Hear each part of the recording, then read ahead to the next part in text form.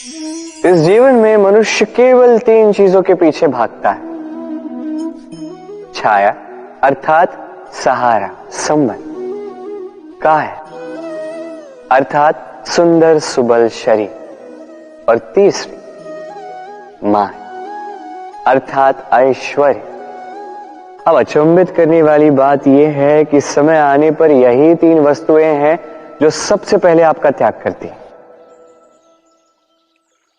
अंधकार में छाया आपको त्याग देती है, बुढ़ापे में काया आपको त्याग देती है, और अंत में ये माया भी आपको त्याग ही देती है।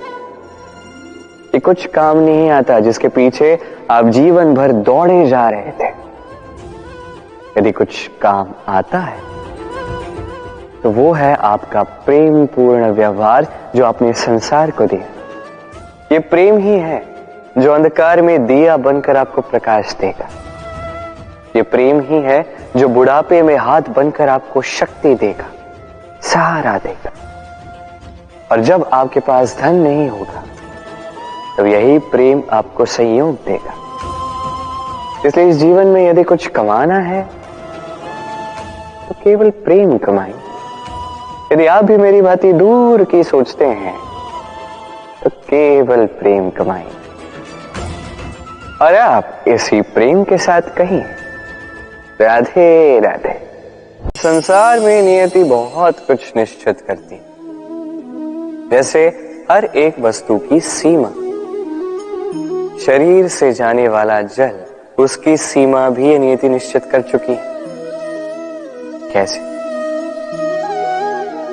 देखिए, यदि आपने उचित समय पर परिश्रम करके अपना पसीना नहीं बहाया तो कुछ समय पश्चात आपको अश्रु अवश्य बहाने होंगे, क्योंकि सब कुछ यदि भाग्य से मिल भी जाए उसे कर्म से रक्षित करना पड़ता है। यदि परिश्रम करते रहोगे तो जो पाया है उसे सहेज कर रख पाओगे, और जो आप पाना चाहते हैं वो अवश्य पालोगे। किंतु यदि परिश्रम से दूर रहे तो जो पाया है उसे तो खो ही दोगे, और जो पाना चाहते हैं उसका तो प्रश्न ही नहीं होता, और बहाओगे तो केवल अश्रु। अब चयन आपका है, क्या बहाना चाहेंगे? पसीना या अश्रु? राधे राधे। तभी आप किसी झरने के पास बैठे और बस ध्वनि सुनी। हाँ, वो ध्वनि मन को शांत ही कर देती है, हम एक आनंद सा भर देती है। तो इसे मैं कहता हूं नैसर्गिक संगीत। कभी सोचा है ये संगीत उत्पन्न करने के लिए जल को कितने परिश्रम करने पड़े, क्या कुछ करना पड़ा? सोचिए वो जल कहां कहां से गिरा होगा, किन किन चट्टानों से जाके टकराया होगा, कैसी तीक्ष्ण रेखाओं का सामना किया होगा, उसे कैसे लांघा होगा, अपने तन में समाहित उन पत्थरों से कैसे संघर्ष किया होगा, कैसे आगे बढ़ा होगा। सोचिए ये सब होने के पश्चात ही ये संगीत सुनना संभव था। ये झरने का ये सुंदर संगीत आपके कान तक कभी पहुंचता ही नहीं यदि उस जल का विरोध करने वाले पत्थर ना होते। इसका तात्पर्य क्या है? तात्पर्य एक ही है, इन बाधाओं का सामना करें, इनसे दूर ना भागे, क्योंकि ये बाधाएं ये नैसर्गिक है। सभी के जीवन में ये बाधाएं आती हैं, इनका सामना करें, जीवन में आगे बढ़ें। और आप भी स्वयं से उत्पन्न कीजिए नैसर्गिक संगीत, और इस संसार में फैलाइए शांति और प्रसन्नता। राधे राधे। इस पुष्प को देख रहे हैं आप? कितना सुंदर है ये पुष्प। हर कोई चाहता है कि ऐसे किसी पुष्प को वो अपना ले, अपने पास रख ले। अब सोचिए पुष्प को ये जो सम्मान मिलता है ये किस कारण से मिलता है? केवल इसलिए कि ये सुंदर है? चलिए आपको कुछ समझाता। ये पुष्प जब डाली पर होता है सुगंध से हमें आकर्षित करता है। इसी पुष्प की यदि आप माला बनाओ, किसी मूर्ति पे चढ़ाओ, तो यह आदर का प्रतीक बनता है। अब यही पुष्प यदि आप शैया पे बिछा दो तो आप वो दृश्य देखकर, आप उस सुगंध से आपका मन प्रफुल्लित हो जाएगा। किंतु सोचिए, यही पुष्प यदि ये आप अर्थी पर सजाते हैं तो इस पुष्प का कोई सम्मान नहीं करता। कैसी बात है?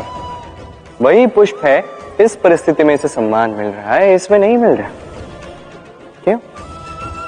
क्योंकि यही छिपी है एक महत्वपूर्ण सीख। इसका सार ये है कि सम्मान व्यक्ति या वस्तु का नहीं किया जाता, सम्मान किया जाता है समय और स्थिति का। अब समय जो है, समय हमारे वश में तो है नहीं, हमारे वश में है स्थिति। हमारी स्थिति कैसी होगी इसका निर्णय स्वयं हम लेंगे, और जैसी हमारी स्थिति होगी वैसा हमारा सम्मान होगा। तो आइए मेरे साथ प्रेम से कहिए, राधे राधे। सफलता, सफलता कौन नहीं पाना चाहता? हर एक व्यक्ति चाहता है कि सफलता स्वयं आकर उसके कदम चूमे। अब सफलता कदम केवल उनके चूमती है जिनके पांव धरातल पर होते हैं, जो स्वप्न की आशा में उड़ते नहीं, जो यथार्थ के धरातल से जुड़े होते हैं, वो भी दृढ़ता के साथ। सफलता उनको नहीं मिलती जो घर पे बैठे बैठे केवल स्वप्न देखते हैं। सफलता स्वयं चलकर उनके पास जाती है, जो निरंतर प्रयास करते हैं, जो परिश्रम करते हैं और अपने इस जीवन को दूसरों के लिए स्वप्न बनाकर दिखाते हैं। तो चयन आपका है। सफल सभी होना चाहते हैं, स्वप्न सभी साकार करना चाहते हैं। स्वप्न तभी साकार होंगे जब परिश्रम करोगे, और सफलता तभी तक आपके साथ रहेगी जब तक आप विनम्र रहोगे। तो आइए मेरे साथ प्रेम से कहिए, राधे राधे।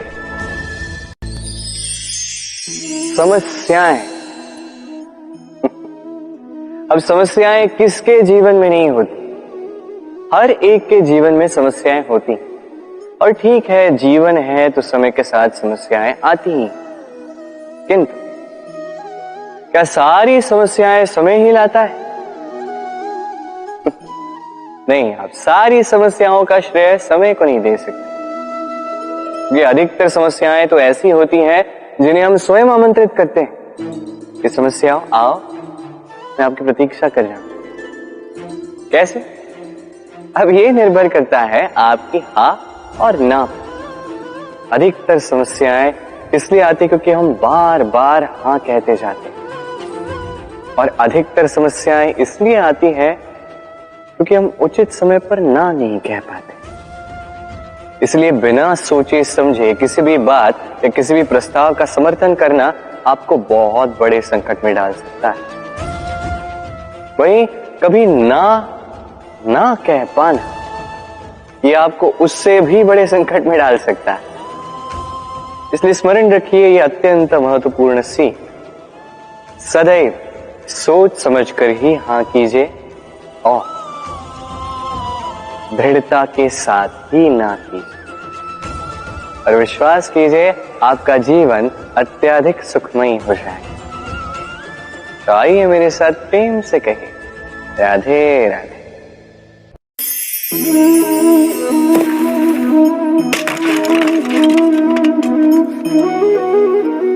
ये क्या हुआ?